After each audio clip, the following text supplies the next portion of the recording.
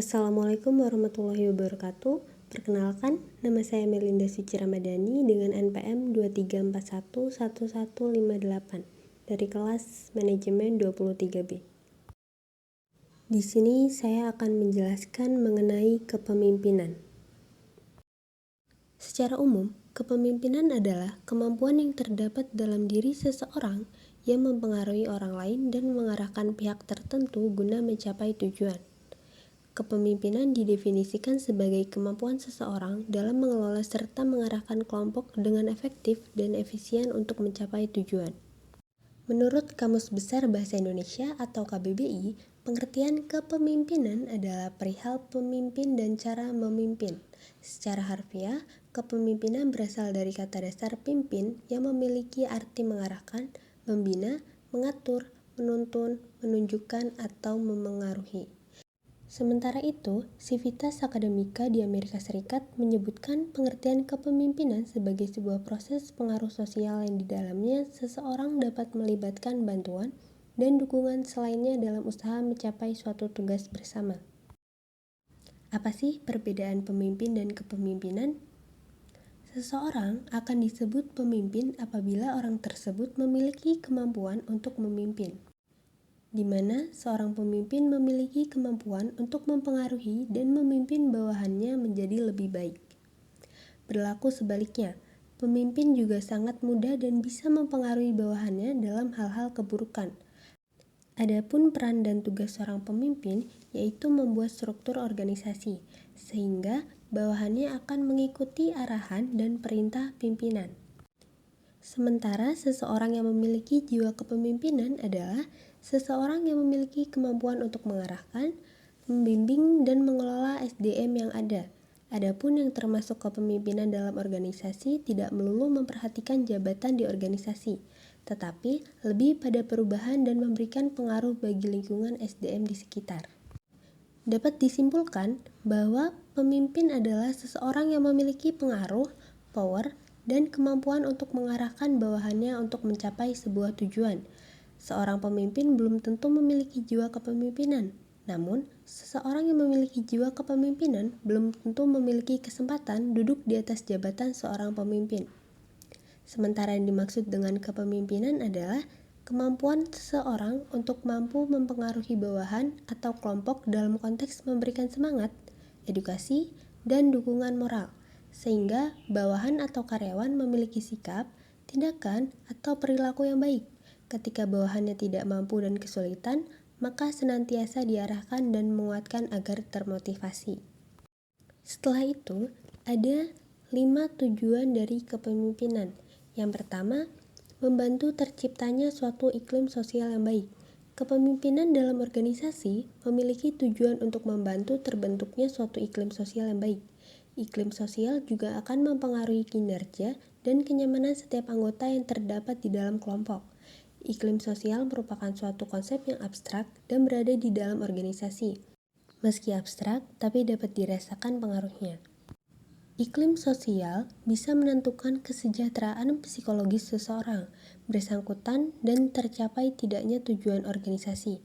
Iklim sosial perlu dibangun untuk bisa membawa pengaruh secara optimal terhadap pertumbuhan dan pengembangan personal, khususnya terhadap setiap individu yang diinginkan dalam suatu organisasi. Kedua, membantu kelompok dalam menetapkan prosedur-prosedur kerja. Kepemimpinan yang ada dalam sebuah organisasi memiliki tujuan untuk membantu menetapkan prosedur kerja yang harus dipatuhi setiap anggotanya.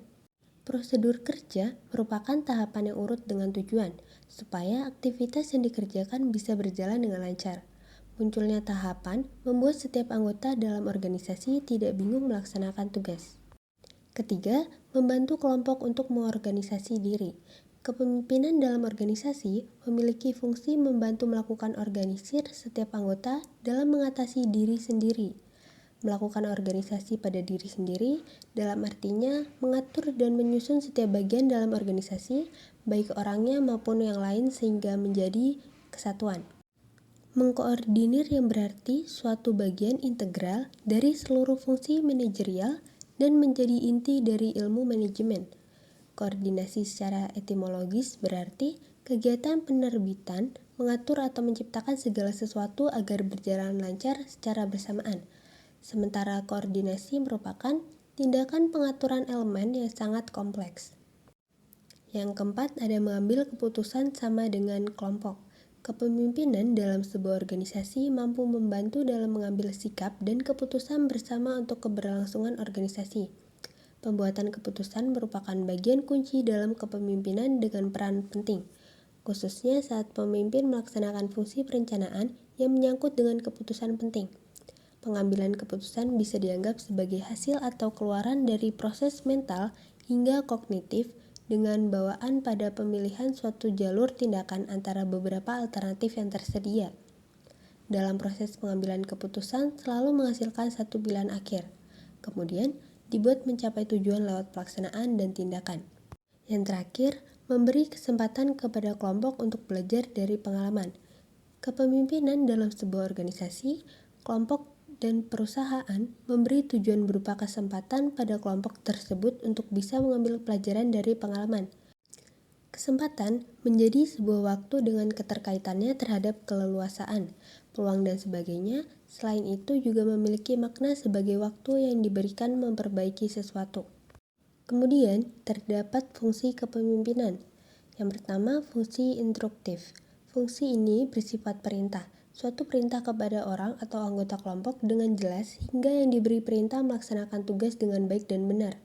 Fungsi instruktif memposisikan pemimpin sebagai pengambil keputusan serta pemberi tugas kepada para anggota, sementara anggota hanya bertugas menjalankan instruksi yang diberikan. Yang kedua, fungsi konsultatif. Fungsi konsultatif bersifat dua arah terkait gaya kepemimpinan yang menganut kebiasaan, mendengar pendapat, dan pertimbangan anggota sebelum pengambilan keputusan. Fungsi kepemimpinan menetapkan anggota organisasi atau bawahan melakukan konsultasi dengan pemimpin dalam mencari solusi terbaik mencari tujuan bersama. Yang ketiga ada fungsi partisipasi. Fungsi partisipasi dalam pengambilan dan keikutsertaan. Partisipasi mengarah pada keterlibatan mental dan emosi seseorang dalam mencapai sebuah tujuan dan adanya pertanggungjawaban di dalamnya. Partisipasi merupakan bentuk demokrasi orang-orang yang diikutsertakan dalam suatu perencanaan dan pelaksanaan. Fungsi ini menempatkan pemimpin mampu mendorong semua anggota atau pengikutnya untuk dapat berpartisipasi dalam memberi inisiatif dalam proyek bersama. Fungsi partisipasi dalam kepemimpinan dalam membuat anggota organisasi dalam suatu organisasi atau perusahaan. Tak hanya sekadar mendengar dan menjalankan, serta pengambilan dalam proses mencapai tujuan. Setelah itu ada fungsi delegasi. Fungsi delegasi memiliki arti perwakilan, utusan dengan proses penunjukan secara langsung maupun musyawarah. Penunjukan yang tujuannya mengutus seseorang menjadi perwakilan suatu kelompok atau organisasi. Kepemimpinan dengan fungsi delegasi memuat pemimpin mendelegasikan suatu wewenang kepada orang lain atau anggota yang sesuai. Yang terakhir, ada fungsi pengendalian. Fungsi pengendalian para anggota suatu proses pengaturan berbagai faktor dalam suatu organisasi atau perusahaan. Hal ini agar pelaksanaan sesuai dengan perencanaan. Fungsi pengendalian dalam kepemimpinan dalam arti pemimpin mengendalikan semua aktivitas atau pekerjaan. Hal ini agar pengerjaan dan penyelesaian efektif untuk mencapai tujuan. Adapun fungsi kepemimpinan dalam organisasi. Yang pertama, untuk mencapai tujuan. Kepemimpinan dalam organisasi sangat dibutuhkan dalam mencapai tujuan dengan tepat dan efisien. Meskipun tanpa adanya seseorang yang memiliki jiwa kepemimpinan, membuat suatu organisasi akan sulit mencapai tujuan. Tak ada sosok yang membantu mengarahkan, menyatukan, kemudian menjadi pedoman. Tujuan menjadi penjelasan secara luas dari visi dan misi yang akan dicapai oleh sebuah organisasi atau perusahaan. Tujuan sebagai kuantitatif yang menjadi tolak ukur keberhasilan kinerja bisnis lewat kesimpulan yang diambil. Setelah itu ada memotivasi orang lain. Tujuan kepemimpinan untuk memberi motivasi kepada orang lain bisa pada anggota untuk dapat melakukan hal baik dan membuat maksimal kemampuan dalam diri. Adanya sosok dengan jiwa kepemimpinan, suatu organisasi akan kurang mendapat motivasi sehingga bersemangat dalam mencapai tujuan. Tak ada sosok pemimpin memiliki sosok yang bisa mencapai pedoman dan contoh baik dalam organisasi. Selain itu, tidak akan terpacu untuk mencapai sesuatu atau tidak merasa mempunyai kewajiban melaksanakan tugas untuk mencapai tujuan. Motivasi sebagai proses yang menjelaskan intensitas, arah, serta ketekunan seorang individu mencapai tujuan.